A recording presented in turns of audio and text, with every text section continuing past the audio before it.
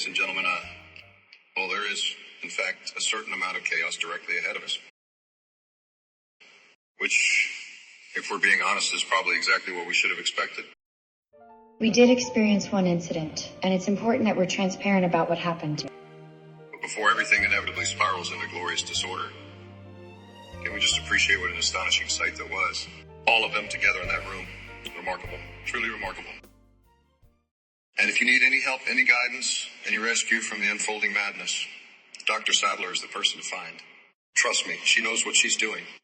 Easy there, buddy. In hindsight, that was a mistake, as it directly contributed to the circumstances surrounding the incident. Dr. Sattler, could you explain the family group dynamics for our audience today? Indominus Rex family groups, which raised more questions than I wanted to ask. You know, it's been a long time since these animals have had something that simply celebrates who they are. For years, they've been studied, contained, transported, argued over, and feared. But today is about something different. Today is about the remarkable bonds they share, the families they've built, and the moments that remind us that they're more than specimens.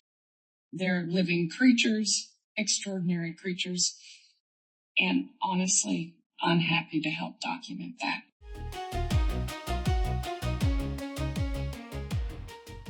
Right at the start, we have Giganotosaurus. Yes, I know Alan insists on saying Giganotosaurus, but I've always preferred pronouncing it the way the name was intended by the scientist. Giganotosaurus. Anyway, moving on. Next up, Zuko, my must. Then our old friend, Tyrannosaurus Rex. And yes, we tried to get the carnivores through the lineup as early as possible.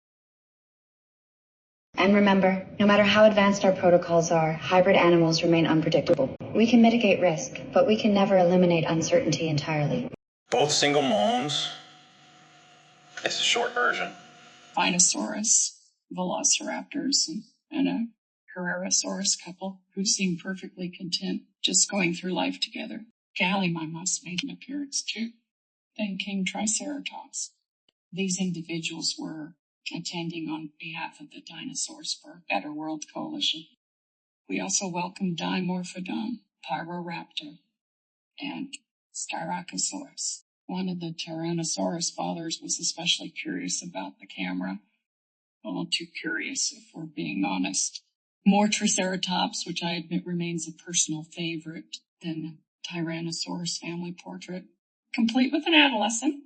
After that came a particularly memorable group photo from a Ceratops family reunion. The Mosasaurus made an appearance briefly, thankfully. Then more Tyrannosaurus Therizinosaurus, Velociraptor, and Baryonyx. Another Styracosaurus and Ankylosaurus, 3 Carnotaurus youngsters whose parents chose to remain out of frame. Another Carnotaurus family more than made up for it. They were absolutely wonderful. We had 2 Ankylosaur families back to back, and one Iguanodon family requested separate portraits, mother and son. We added a subtle filter at their request. Apparently, they felt it was more flattering. Stegosaurus families arrived in pairs. Parasaurolophus stopped by, a very protective. Maisaura mother requested a privacy filter as well, and I was more than happy to accommodate. We also met a proudly independent bachelor Baryonyx, another carnivore family overflowing with affection, and 2 more Stegosaur families who seemed determined to outdo everyone else in the posing department. I have to say, it couldn't have been more fun. Watching these animals interact, seeing the connections they form, the trust they place in one another, it reminds us that life always finds ways to surprise us.